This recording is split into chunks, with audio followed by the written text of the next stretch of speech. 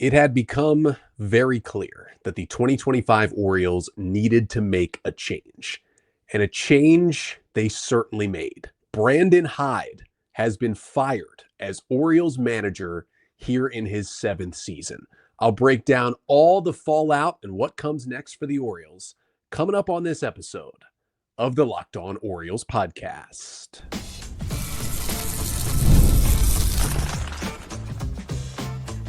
You are Locked On Orioles, your daily Baltimore Orioles podcast.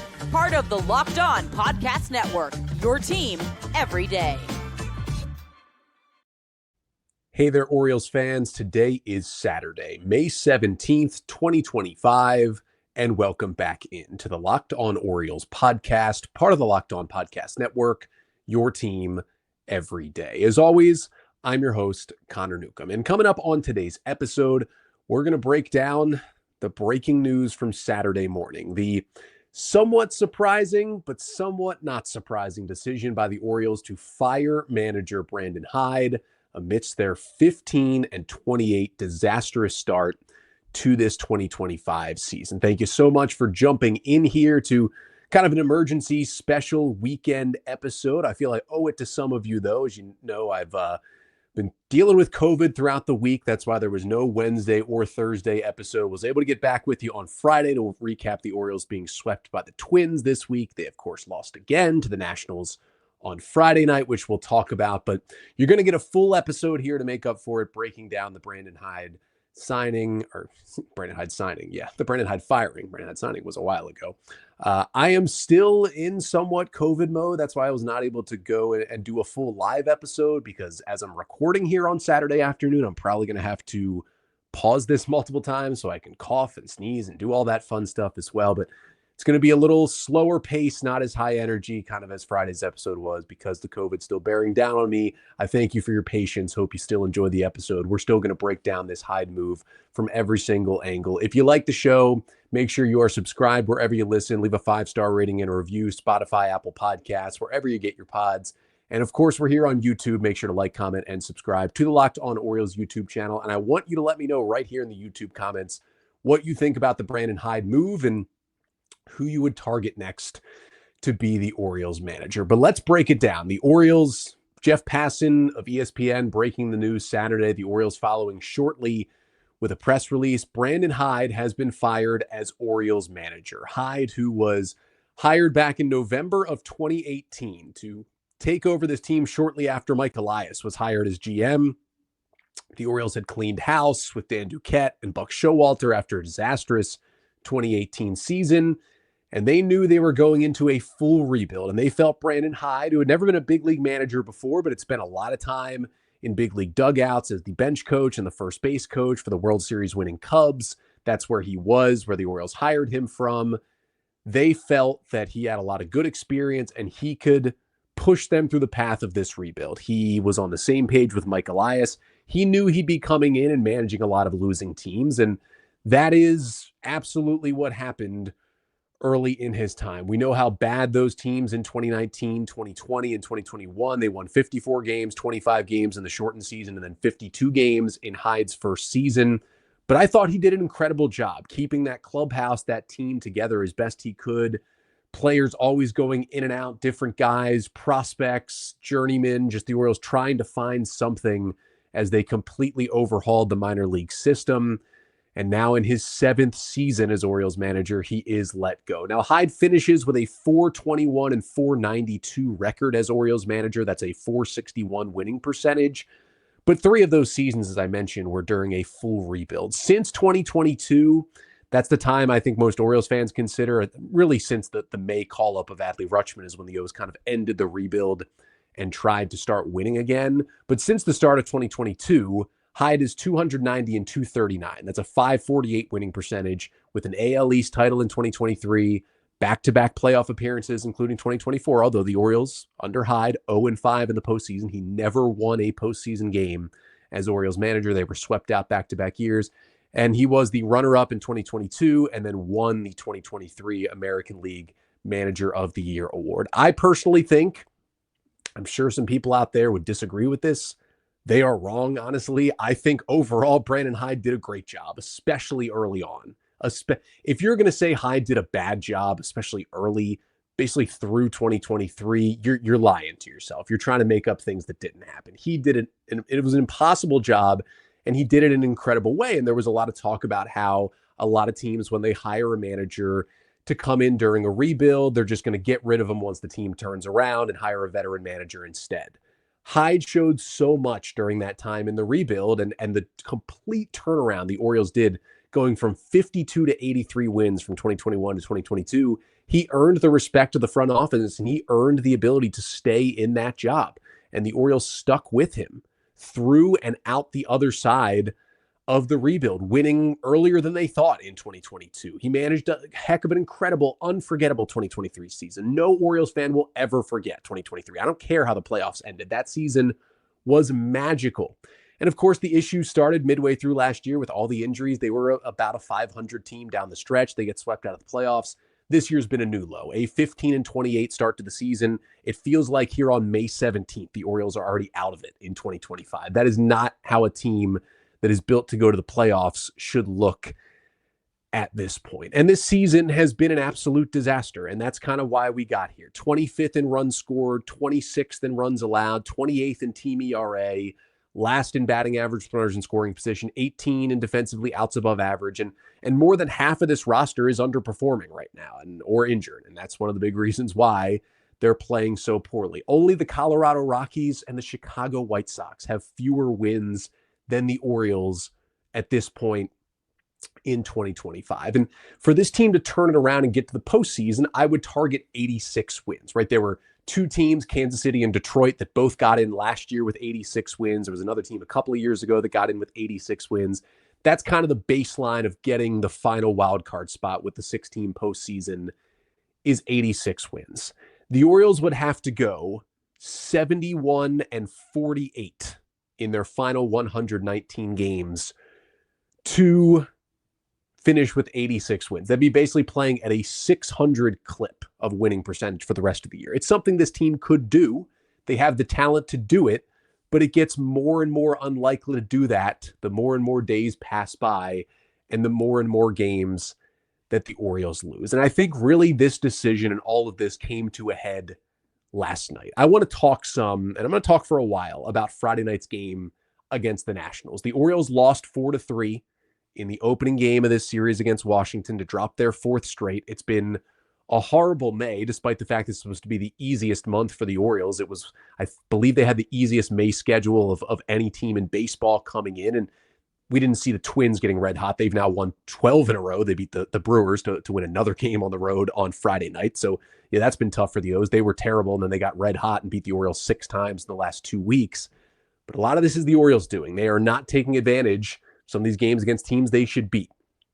And there have been some bad losses, right? They lost 24-2 to the Reds at one point. They had to use position players to pitch in the 8th and 9th innings. Kyle Gibson gave up 4 home runs in the first inning in a blowout loss to the Yankees earlier this year. There have been some disgusting losses the Orioles have taken. And Brandon Hyde said it in the press conference on Friday night. This was not the most embarrassing loss. He immediately was like 24-2, and we had to pitch Mateo and Sanchez. That was embarrassing. And I agree with him. That loss was more embarrassing. I would call Friday night against the Nationals the worst loss of the season for the Orioles. And just the most defeating loss, I think, is maybe a better way to put it. Because the Orioles, they knocked Mackenzie Gore out of the game early. He had been great this year. They had 4 hits with runners in scoring position against Gore, something the Orioles really haven't been able to do at all against any pitcher. And yet they only got 2 runs out of it. They left the bases loaded in the first inning, back-to-back Ks to finish the inning. Leadoff double from Jackson Holliday in the second, then 3 straight Ks. Bases loaded, and they scored a run. They scored 2 runs in the third inning. They loaded the bases with 1 out. 2 straight Ks to end the inning. And then when they get Gore out of there and Cole Henry comes in out of the Nats bullpen, it's bases loaded 2 down in the 4th. Ramon Urias strikes out on a 3-2 pitch that was probably outside and should have been ball 4, but that's the way it goes for the Orioles right now. And you're done, and you squander all of these chances.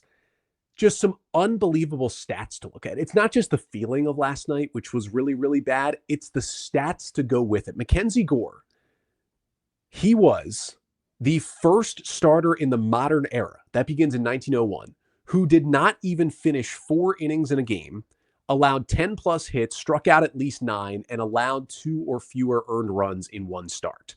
Gore is the 18th starting pitcher ever, this is basically since 1901, to not finish 4 innings, so go 3 2/3 or less. Gore pitched 3 2/3 innings on Friday night. Let me get you actually his final line. 3 2/3, 2 runs, 10 hits, 9 Ks, 2 walks on 102 pitches. Mackenzie Gore, the national starter on Friday, the 18th starting pitcher to ever throw 3 2/3 or less, allow 10 or more hits, but only allowed 2 earned runs or less in a start. And he is only the second pitcher in MLB history, second pitcher ever in a start in MLB history, where it's all those qualifications, but there weren't any unearned runs that were allowed. It was just the 2 earned runs with no unearned runs tacked on. And it makes sense, right? To have a start where you give up 10 or more hits and that's short of a time, you don't even last through the 4th inning, but only allow 2 earned runs, it probably means, oh, there was a 2-out error at some point. Then you gave up some more hits and some more runs, and you had like 3 more unearned runs tacked onto your charge. That's how you gave up all those hits, but they came after a 2-out error, so they were unearned. But that's not what happened for Gore. The Orioles were so bad at converting and getting the big hit and so bad with runners in scoring position that Gore was able to walk guys and give up hits and still sneak out of there with 2 runs allowed. The only other starter to do what Mackenzie Gore did last night was Phil Niekro, July 1st of 1974 against the Astros when he was pitching for the Braves. Phil Niekro is notably one of the most famous knuckleballers of all time. The only other pitcher to do that is a knuckleballer. When a knuckleballer pitches, everything goes out the door. It's a bunch of random stuff happens. You can't control it. Some of the weirder starts in Major League history come from knuckleballers. Mackenzie Gore doesn't throw a knuckleballer. He's the only quote-unquote regular pitcher to ever do something like that in the history of baseball dating back to 1901. That is how crazy the things the Orioles offense are doing, or more so not doing right now. And then, of course, they turn around and they get 1 run in 5 1/3 innings against the Nationals bullpen, which has the highest bullpen ERA in Major League Baseball. The 1 run they get against the pen, an unearned run. Bases loaded sac fly from Ramon Arias in the 6th. The run that scored reached on an error to begin the inning. And this is through all this stuff going on. And there was still a chance to win. Like, the Orioles still pitched really well. Cade Povich was great on Friday. The bullpen, it was okay. It kept him in the game. But then they had just this disastrous 9th inning, and it all comes together with what happened in the 9th. It was just truly, truly something to behold. It felt like rock bottom for the Orioles season, the 9th inning on Friday. It starts with Felix Bautista coming out there. It's a 3-3 game. He hasn't pitched in 4 days. He's out there to put up a 0 in the top of the 9th, give the Orioles a chance to walk it off in the bottom half, and he just has no command. Like, by far worst outing of the year for Bautista. He's spraying the fastball everywhere, no idea where it's going. And then, with a runner on second and 2 down, you know, he potentially is going to get out of this inning. He gets a ground ball to first base.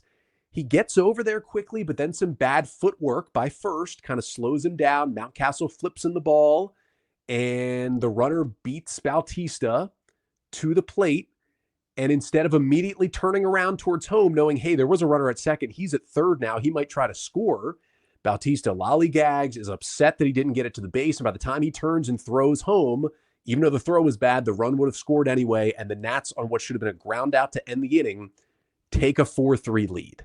And you're like, this is a disaster. How else can they lose games? Even Felix Bautista, who had been a bright spot, had been so great returning from Tommy John surgery this year, just has a complete meltdown just to put the cherry on top. And you're like, here we go to the bottom of the 9th. And then you get a little life. Jackson Holliday, leadoff single in the bottom of the 9th. You get some speed on first base, and you're like, okay, here we go. Kyle Finnegan is on the mound for the Nats. Base stealers historically are 40 for 44 stealing bases against Kyle Finnegan. Keibert Ruiz, the Nationals catcher. Base stealers this year, 30 out of 39 off of Keibert Ruiz. 30 bases stolen against him, most against any catcher in baseball this year. And Jackson Holliday, who said before the season he wants to use his speed and steal 20 bases, is in the 92nd percentile in baseball in sprint speed. You're down by 1. He's on first base. There could not be a more perfect time to steal a base, especially Once the count gets to 3-2 on Cedric Mullins, you were like, mwah, this is the perfect spot to steal. And of course, what do the Orioles do? They steal because it's an obvious decision to make. Except Cedric Mullins took a 3-1 fastball right down the middle and then takes a 3-2 fastball right down the middle for a called strike three. And guess what pitch is pretty easy to throw on? A 97-mile-per-hour fastball right down the middle. Even Finnegan and Ruiz can combine, plus not a great jump from Holiday, to throw out Jackson Holiday at second, strike him out, throw him out, double play. There goes your rally in the ninth inning. Emmanuel Rivera flies out, and there's your most defeating loss of the year. And Hyde, I watched the press conference. I could just tell something was going to happen after watching the press conference Friday night after the game. He was so much more defeated than I've ever seen him. Just he didn't have answers, and I don't think a lot of us have answers. But again, a change probably needed to be made, and you know, there's a lot of issues with what went on with the Orioles and the hitting, and you know they're working deep counts, but they're not converting. And you know they've seen the most pitches per plate appearance in baseball, but they have a 35% strikeout rate after a 3-2 count. That's 29th in the league. It's just they have a good approach and then they don't at the end of at bats. It's just kind of a disaster right now. But this defeating loss, I still can't believe it happened like that. The Orioles are the 11th team this year to get 14 hits or more and still lose. That is what the Orioles got. They got 14 hits. They out-hit the Nats 14-5 and lost the game. Of the other 10 teams who have had 14 plus hits and lost this year, 9 of those 10 scored 9 or more runs. It was basically a slugfest in which they lost 12-11, 11-10, things like that. Those are usual games when you have 14 plus hits and you lose. The other one, the team scored 6. And 4 of those losses, the team lost in extras. The Orioles are the only team this year to get 14 or more hits and yet score 5 or fewer runs and lose the game. Here's the crazy part. They pitched well. The last team in baseball to get 14 or more hits, allow 4 or fewer runs, and still lose a game was the Orioles on June 2nd of last year against the Rays, when they got 15 hits, 13 of them singles, and lost 4-3. The last non-Orioles team to do this in a 9-inning game was the 2018 Cleveland team. 7 years ago was the last time this happened to the non-Orioles. Games like this, where you get 14 or more hits and you allow 4 or fewer runs, you should win every single time. It's only happened 11 times total in a 9-inning game since 2000. Since 2000. And that is where this all comes back to this Brandon Hyde decision. It's like you can argue whether he deserved to keep his job or not, but at this point, there's crazy things happening to this Orioles team, especially on offense, that don't happen to other teams. And you just have to get to the point where you're like, something's that's got to change. You got to change something because this is crazy. And that is what the Orioles decided to do on Saturday. So next up, we're going to talk about, was this really the right move? We'll take both sides of it and look at the Orioles kind of getting to this decision and all the stuff that has led up to it. That is coming up next. But first, this episode of the Locked On Orioles podcast is brought to you by Supply House. Get the supplies you need from the site made for the skilled trades, Supply House. Whether you're into plumbing, HVAC, or electrical work, Supply House is the reliable way to order products online. Their easy-to-use website is packed with helpful resources and the latest product info to help you get the job done right. Plus, with a complete inventory of over 200,000 parts from 400 top brands, you'll find exactly what you need delivered fast from coast to coast. And if you need help with an order, Supply House offers expert support and industry-leading service, so you always talk to a real person. And for trade pros looking for an extra edge, their free Trade Master program offers exclusive perks like a dedicated phone line, free shipping, and discounts on every order. Thousands of skilled professionals are already taking advantage. Now it's your turn.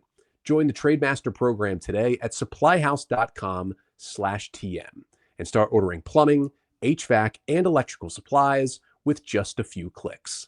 Plus, use promo code SH5 for 5% off your first order. That's at supplyhouse.com. So the Orioles have fired manager Brandon Hyde in his 7th season. The question is it the right move? I I think it did get to a point at 15-28 with the absolute disaster that was Friday. A move had to be made. And I start with kind of honestly, how much can you really fault Brandon Hyde for what's gone on this season? I mean, Corbin Burns is gone, and while Tomiyuki Sugano has been great, Charlie Morton and Kyle Gibson have been brought in and both been a disaster. So Hyde has not had a number one to work with atop his rotation, let alone the fact that the guys who can pitch like number one, Zach Eflin and Grayson Rodriguez, have either been out for all of or most of this season with injury. And then your pitching depth, Albert Suarez, Trevor Rogers, Chase McDermott have also been hurt. You're still without Kyle Bradish and Tyler Wells. It was not a lot to work with for Brandon Hyde. And every player brought in to produce this offseason has not done it. Jacob Calvin-Meyer of the Baltimore Sun had a post on Saturday. The Orioles brought in 8 free agents this year, and they've combined for negative .6 WAR so far this season. That's not at all what you want. You're missing Westberg and Ramon Arias. Tyler O'Neill was out. He's injured again. Gary Sanchez is out. Colton Cowser's been out the whole year. Gunnar Henderson missed time early. We have yet to see the healthy version of the 2025 Orioles. And Brandon Hyde, with the healthy version of the 2023 and 2024 Orioles, put together the best team in the American League. The injured version of the 2024 Orioles played 500 ball and still made it into the playoffs. And the injured version of this year's Orioles have been a disaster. So when you look at it that way, you say, hey, when Brandon Hyde has the tools at his fingers, like this is legitimately wins-wise the best team in the American League. And when he doesn't, what happens to a lot of managers is, hey, my team starts winning some less baseball games because we don't have as good of players. So that's where they are right now. The other thing about it is you still have a lot of healthy, underperforming talent. That's kind of the other side of it. You know, Kramer had a rough time early. The bullpen's starting to slide. Kerstad and Mountcastle have been disasters at times. Adley Rutschman's underperforming. And the hitting has kind of become like a bigger issue at this point, you know. But the hitting coach overhaul, that came in the offseason. Right? They had Ryan Fuller, Matt Borg-Schulte are with other organizations now. They brought in some new names. They did a shakeup there. You're not going to do another shakeup after 2 months. That's really bad process to come in and do that. And you know, it's not Drew French's fault that all of his starting pitchers are injured as Orioles pitching coach. And the manager is always going to go before the GM. So it's not going to be Mike Elias going before Brandon Hyde. So that's kind of where you get a move had to be made. And sometimes the manager becomes the easiest sacrificial lamb. And it's kind of crazy to say that a firing on May 17th is not the first, not the second, but the third MLB manager to be fired, with the Pirates letting go of Derek Shelton and the Rockies letting go of Bud Black already earlier this year. And those two teams are different levels of disasters than the Orioles. The Rockies have been much worse, but the Pirates have a similar record, but the Pirates have also been a disaster for a while the Orioles are coming off of back-to-back playoff appearances. And of course, we know how bad the Rockies have been for a while. And that is, that's one of the biggest disaster organizations in all of sports at this point. So I'd call that a little different than the Orioles. Pirates have kind of fallen into that category as well. It's a little different than the Orioles as well. But this decision to fire Hyde, it could go really one of 3 ways. One way is just kind of things mostly stay the same, and the Orioles just kind of, they figure it out some because they're too talented to play this poorly, and they just missed the playoffs, and they're kind of a meh team this year. The second thing would be it sends a jolt through the clubhouse. Some of these guys get a much-needed wake-up call. We've already seen some quotes from some players who've been talking to the media this afternoon. I'm recording here. It's 2 p.m. Game starts at 4, so the clubhouse has been open, and guys were upset. Guys felt like they let Brandon Hyde down. A lot of quotes, and that's what it's generally going to be in that clubhouse. But a wake-up call also for these guys who just can't seem to get out of their own heads. Like, things go wrong, and they can't dig themselves out of it. We've seen it since late last year. But it could also really send things into full disarray. And I feel like one of the reasons why you would make a move this early in a season on May 17th, after the Orioles have played 43 games, and make a move for a guy who's in his 7th season, who's won a Manager of the Year 2 years ago, is coming off back-to-back playoff appearances. I think generally everyone would say, I know some people are just going to be negative all the time, but Brandon Hyde, if you don't say at least Brandon Hyde has done a good job in his time, full scale as Orioles manager, you're just being negative for no reason. So to fire that guy this early in a 7th season, you have to at least feel somewhat, as Mike Elias and Dave Rubenstein in the front office, that bringing in a new face, a new voice, whatever, we still have a chance, we feel, to turn this around and get to the postseason. There's still enough time for us this year, which, I mean, it is still mid-May. You still got 4.5 months left in the season. There is still time to turn things around and potentially make a change here. But it could also send things into full disarray. I mean, from all accounts, these guys like Brandon Hyde. You're going to see a lot of emotion from the players this weekend. We've already seen it in the clubhouse today. And it could tank things even further, and you could get to the end of May with zero chance to turn around. And that's not where you want to be at the end of May as a team that was supposed to be good, is to be just fully out of the playoff race at the end of May. And it could dive bomb to that point. But again, the Orioles did need to make a change. I was hesitant to be on board with this move. I worry about it. I don't think 100% it was the correct timing and the correct move for the Orioles to make right now, but I also 100% agree with the fact that a change needed to be made. And sometimes you just have to rip the Band-Aid off with a tough decision like firing your manager and have him be the scapegoat. Did Brandon Hyde have a bad offseason this year? No, he doesn't sign the players and bring in the players. Is Brandon Hyde the one that's super underperforming? No, that's the players. But also, he's in charge of that clubhouse. And the player said, hey, he hadn't lost the clubhouse, anything like that. And I don't think that was the case. He's done a great job of managing that clubhouse. That's the number one job of a manager at this point. They're not as involved with the day-by-day tacticians and the lineups and all that stuff. The front office is just more involved with that in today's MLB. And if you don't believe that, just the reality of the situation. So it's not like a conspiracy theory. It's just what happens. So it's a different job now than it was for someone like Earl Weaver or really Earl Weaver, I guess, but even managers that came after him. And I just feel like it's a tough decision to make. It's kind of a figurehead. It's kind of a PR move firing, like, hey, look, we are making a change. We'll see how much it changes and what comes next. And that's kind of the final segment here. Like what does come next? We'll talk about that to finish off the show right after this.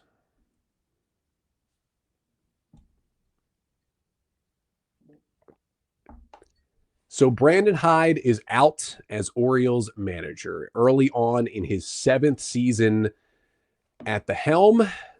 And he's not the only one who is out. Tim Cousins, who is the Orioles field coordinator and catching coach, who was hired around the same time as Hyde, also one of Hyde's best friends from college, was let go as well. They seem to be kind of a package deal here. Those were the 2 firings that the Orioles made. And Tony Maniscalco was named the Orioles interim manager. Maniscalco, who has been the Orioles third base coach since they hired him before the 2021 season, so he's in his 4th season with the O's, will take over on an interim basis. Who is Tony Maniscalco? If you don't know him well, 42-year-old California native who, again, was hired by the O's prior to 2021, been the third base coach since then. Played his college ball at Vanderbilt under Tim Corbin in the early to mid-2000s. It's certainly a good guy to learn under in terms of baseball coaching. He's also kind of the infield coach for the Orioles as well, so he works with the infielders defensively. He has a hitting coach background. He was a position player in college and the minor leagues. He was a late-round draft pick by the Pirates in 2005. He played 6 years in the minors with the Pirates and the Phillies, played a little indie ball, got up as high as Double-A in those systems, but then was hired by Cleveland a couple years after graduating to be a minor league hitting coach. And he kind of worked his way up the Cleveland system as a hitting coach until 2016, when they made him a manager in the minor leagues. He was the manager at Low A in 2016, and he just moved up every year. Then he managed in High A in 2017, won the league that year, managed in Double A in 2018, and then managed in Triple A in 2019, and also won the league that year. Then he was part of the alternate site coaching staff for Cleveland in 2020, and when Terry Francona kind of took a leave of absence for medical reasons, Maniscalco was pulled up to the big league coaching staff and did some third base coaching for Cleveland in 2020. And then after that season, the Orioles hired him to be their third base coach. Now, the O's obviously could have gone with Buck Britton, who's been an Orioles minor league manager for a while and is on the big league coaching staff this year, or even Robinson Chirinos, who was hired to be Brandon Hyde's bench coach this season.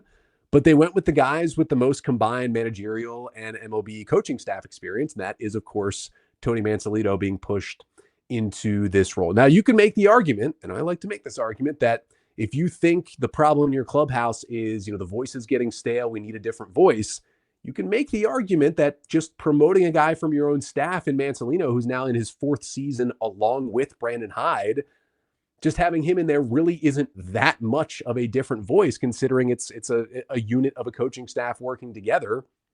And it's one of the guys from that staff who is taking over and has been here for a little while. And again, Maniscalco will just be the interim. He'll get a chance to win the overall managerial role.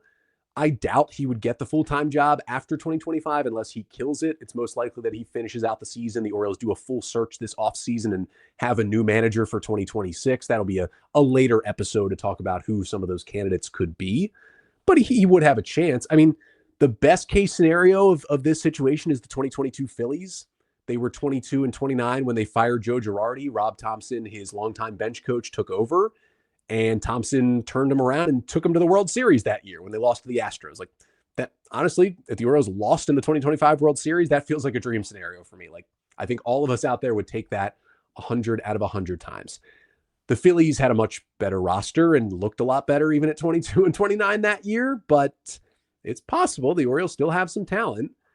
But now comes really the interesting part. Like, how do they treat this season differently? They're not going to immediately, starting today, go into we don't care about winning mode. They made this move on May 17th because even at 15 and 28 and in last place with the 3rd fewest wins in baseball, the management team still feels like they have a chance and have time to turn this around and get to the postseason in 2025. They wouldn't have made this move this early if they didn't think that was the case, that this could spark something for them to turn it around. They'll obviously continue to go for it, try to win baseball games, have that be the front of mind. But if it's July and this is still really bad, the Orioles are still, 8-9 games under 500 in July, they're going to go into kind of sell and retool mood. They're not going to go into another rebuild. That might be the thing that annoys me the most. Like, here comes another rebuild. Why would you go for another? You have Gunnar Henderson, and Adley Rutschman, and Jordan Westberg on your team again. What? Why? What would that do? They're not going into another rebuild. They got a rich owner. They got a bunch of young talent still. They will retool. They do have some interesting rental pieces. Tomoyuki Sugano, Zach Eflin, Ryan O'Hearn, Cedric Mullins could bring back a good bit prospect-wise at the deadline and could bring back some young players who, maybe you're not going for the prospects in high A. You're going for the prospects in triple A who could potentially help you in the big leagues in 2026. That's what a retool looks like. I think about the 2016 Yankees in that sense, who were still fine. I think they finished with a record above 500, but they sold some guys at the deadline. They retooled. That's how they got Gleyber Torres, and they rebuilt that team that then went to the ALCS in 2017 the next year because they were like, let's go get players who are high up in the minors who can help us soon, and we'll just go for it again next year. That is what the Orioles could be doing at the deadline, and if that does happen, we'll see if with Maniscalco in charge, they start to play some more young guys. There's some more leeway for Brandon Young and Chase McDermott and Cade Povich, and some more runway for Kobe Mayo and Heston Kjerstad. And we get to see some Samuel Basayo at the major league level at the end of the year. And you really get to figure out some of these young guys late in the season, how they can help you heading into 2026. Another change we could certainly see. But I do want to end this by just thanking Brandon Hyde. Like, I hope he gets another shot to manage if he wants it. I really think he will. He did a fantastic job, especially getting this team through the rebuild and turning them into a winning ball club. It's not something a lot of managers have been able to do. Survive a rebuild, keep it together, and then manage a winning club after that. That's something special that Brandon Hyde has on his resume. I think he'd be a great fit for the Rockies. I hope they don't hire him. That's a disaster for Brandon Hyde. I think he'd be an even better fit for the Pirates to potentially bring in, as they have already fired their manager, so maybe looking at that. Or if he just wants to go be a bench coach for a little bit and kind of reset, I hope if he wants to stay in baseball that he is able to. I think, there was not some great memories of Buck Showalter when he left the Orioles, but I think at this point, Orioles fans look back at him very fondly. And I think that in the end, maybe not to the same level, because Showalter was here a little longer and had a little more success, at least at the highest level, especially in the postseason, somewhat till the end, the final postseason game. But I do think a couple years down the road, we're going to look back and appreciate what Brandon Hyde gave to this team, to be able to fight through those years, to manage the 2022 and 23 and 24 teams that brought a lot of happiness, a lot of joy, brought baseball back to winning ways in Baltimore. And I thank Brandon Hyde for that. I wish him the best. I still don't 100% agree with this decision being made right now. And I still think Brandon Hyde is a good manager.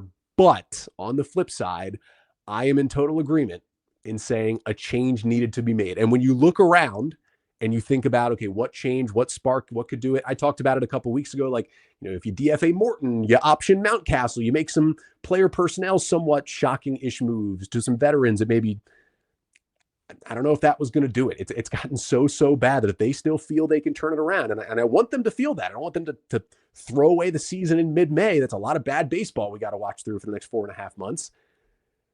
The best shake it up move for a lot of teams and for the Orioles right now is firing the manager. And again, don't fully disagree, and I worry it could make things worse. But in getting to this point, it became clear a move like that, a shake-up move, it just had to be made. They could not keep going in this same direction. And the easiest shake-up move to make is firing Brandon Hyde. And so in that sense, I get the move. The Tony Maniscalco era begins here on Saturday with a 4:00 start. Jake Irvin versus Kyle Gibson, Orioles and Nationals. And hopefully this move moves them in the right direction. They start this era 1-0, and they can go from there. And hopefully, I mean, again, I've been a big supporter of Brandon Hyde, but I'm not going to cheer for the Orioles to do poorly the rest of the way to see, told you so. They shouldn't have. No. Like, they made this decision. We're on to the next. Let's hope this turns them around. And I will be back on Monday recapping Tony Maniscalco's first 2 games as Orioles manager against the Nationals. And we'll talk a little bit more about kind of what comes next for this Orioles team. In the meantime, if you would like some more listening, I posted on the Locked On Orioles Blue Sky back in January of 2021, after the O's hired Tony Maniscalco out of the Cleveland system. I talked with Rigo Beltran, who was the pitching coach with Tony Maniscalco all throughout the minor leagues in Cleveland. He was actually recently the bullpen coach in Cleveland as well. Rigo Beltran joined me for a cool interview, just kind of talk about Maniscalco as a person, his managerial style in the minor leagues. Definitely some things you can learn from there. It definitely sounds like a podcast from 4 years ago from this show, but it's a good little learn on kind of Tony Maniscalco as a manager as he takes over. So there's some listening for you in between now and Monday when I return. But until then, I'm Connor Newcomb, and this has been the Locked On Orioles podcast, part of the Locked On Podcast Network. Your team every day.